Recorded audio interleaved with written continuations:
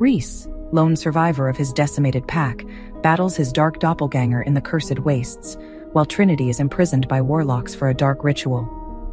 Reece's strength fades. Trinity feels his pain, and Calum hints at unforeseen events. What is the ritual's true purpose? Can Reece defeat his shadow self? Will Trinity survive?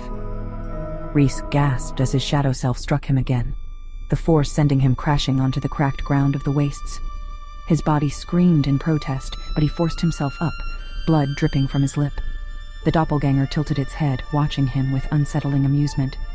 "You're fighting a battle you've already lost." Reece's fists clenched. "I don't lose." The shadow smirked. "Then why are you alone?" The words hit deeper than any physical blow. Reece's breath caught. He could still see them. Elias, Juniper, Noah, Vincent, Trinity, all of them taken, lost, slipping further away with every second he wasted here. And the worst part, a small, traitorous part of him agreed with the shadow. Maybe he had lost. But then he heard it. Faint, distant, a heartbeat. Trinity's. Reece's eyes snapped up. The wastes were lying to him, twisting his mind, feeding on his doubt. He bared his teeth, golden energy flaring around him. "I'm not alone." He launched himself forward, claws ripping through his shadow's chest. The doppelganger's smirk faded into shock. And then, it shattered. In the warlock's sanctum, Calum stood before the captive wolves, his hands clasped behind his back. The air in the chamber was thick with power, the magic pulsing through the very walls. "You've been difficult to break," he mused, his silver eyes sweeping over Juniper, Noah, Vincent, and Elias. "But we don't need all of you," Juniper snarled, struggling against the chains binding her. "Go to hell." Calum smirked. "Oh, I've already been there. Let's not waste time." He turned to Elias. "Tell me, Seer, do you know what's happening to your alpha?" Elias's jaw tightened. "He's stronger than you think." Calum chuckled. "We'll see." With a flick of his fingers, a portal shimmered into existence. Within it, Reece was visible, kneeling in the wastes, exhausted but alive. Calum's voice turned cold. "Bring him to me." Reece staggered forward, each step heavier than the last. He had won against his shadow, but the wastes were still draining him, sapping his strength with every breath. Then, the ground beneath him shifted. Chains erupted from the earth, glowing with dark magic.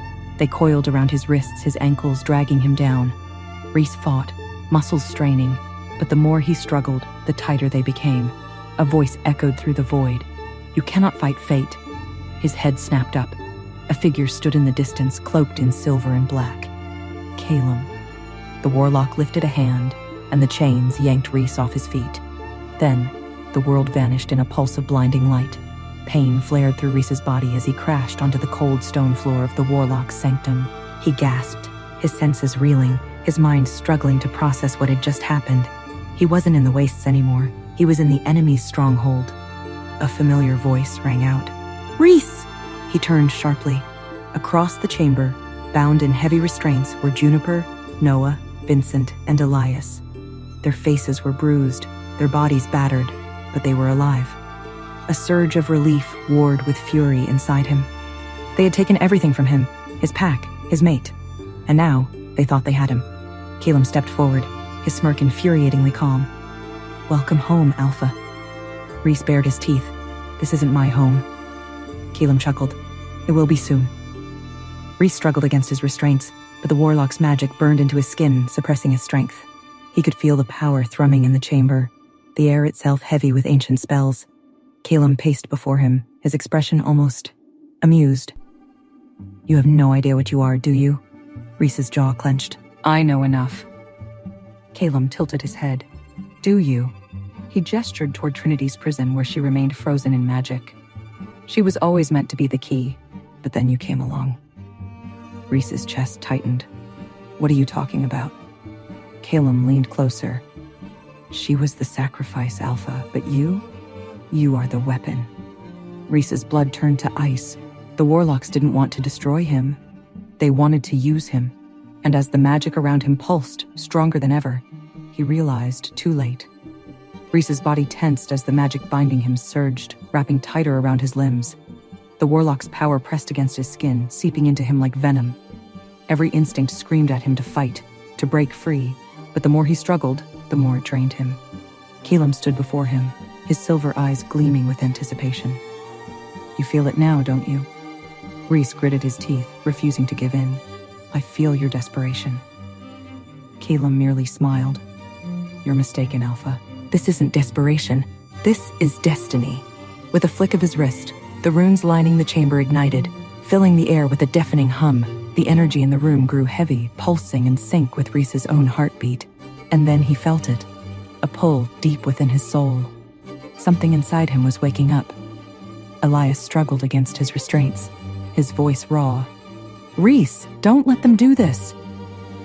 Juniper and Vincent thrashed against their bonds, their faces twisted in fury, but the warlock's magic held firm.